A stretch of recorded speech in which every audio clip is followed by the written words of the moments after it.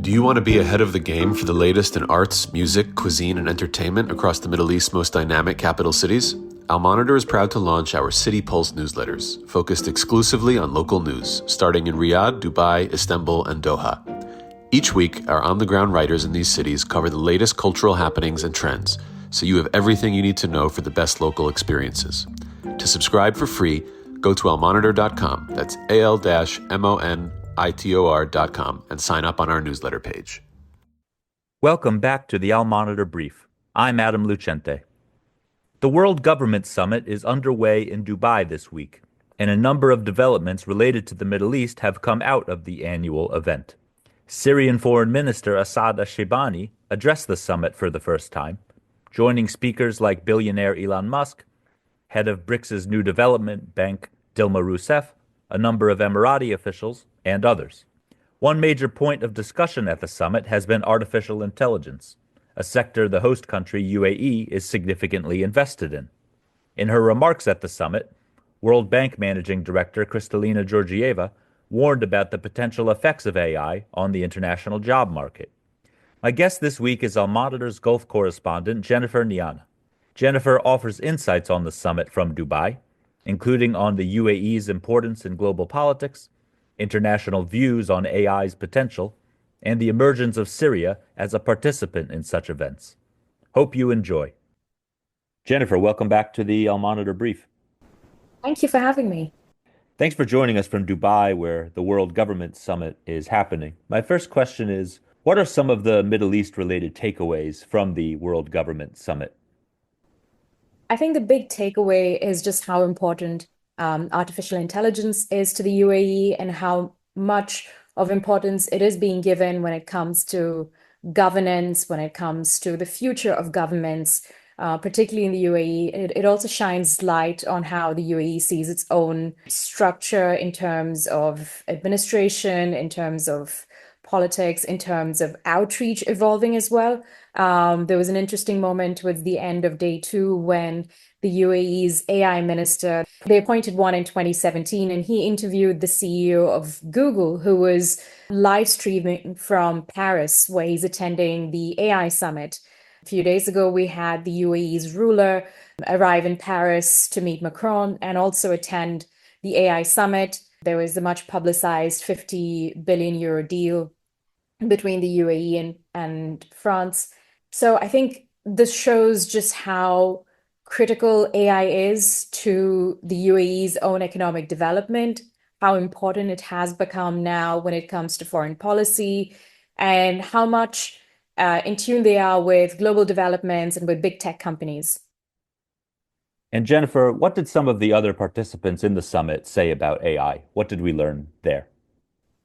I think one of the more interesting keynotes from day one, we had the IMF director, Kristalina Georgieva, address the forum, and she was asked about tariffs, and she was also asked about AI, and her comments on AI were really interesting. She said that artificial intelligence was hitting the labor force like a tsunami.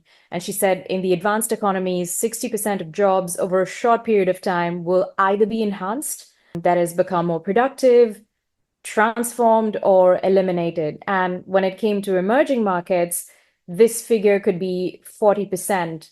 And when it came to low-income countries, it could be around 26%. So it was really interesting that an institution like the IMF has already started accounting AI and its impact when it comes to how the labor market is likely to change. And another interesting takeaway from day one was from the UAE's Minister for Cabinet Affairs. And he said that over the next 25 years, AI will help civilization move at a faster rate than before. So it's really interesting that these are views both from a nation state that has placed a great importance on technology and AI, as well as from the IMF, which of course has a task of helping economies of all kinds, especially the struggling ones, and how they view this impact and the fact that they see this as having a tsunami-like impact on the labor force. Don't go anywhere. We'll be back with Jennifer Gnana after this short break. Today's transformation of the Middle East is at the center of global geopolitics. Whether you're an analyst, diplomat, executive, or academic, you need the best reporting and analysis to understand what's really happening on the ground and what it means for the world. Al Monitor is the award-winning independent leader in Middle East news.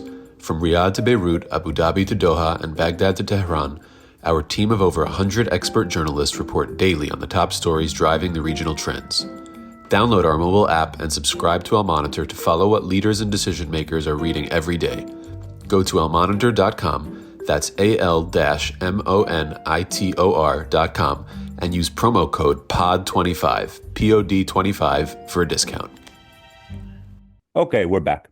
Jennifer, we've seen Syria under the new administration start to participate in international events like this. What were the main highlights of Syrian Foreign Minister Shaybani's remarks, and how do you think he was received in Dubai?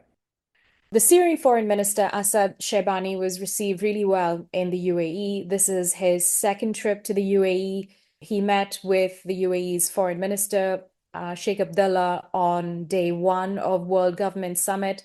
He's been to several international events. He was at Davos, and he has been really lobbying for the lifting of sanctions, of the Assad-era sanctions against Syria.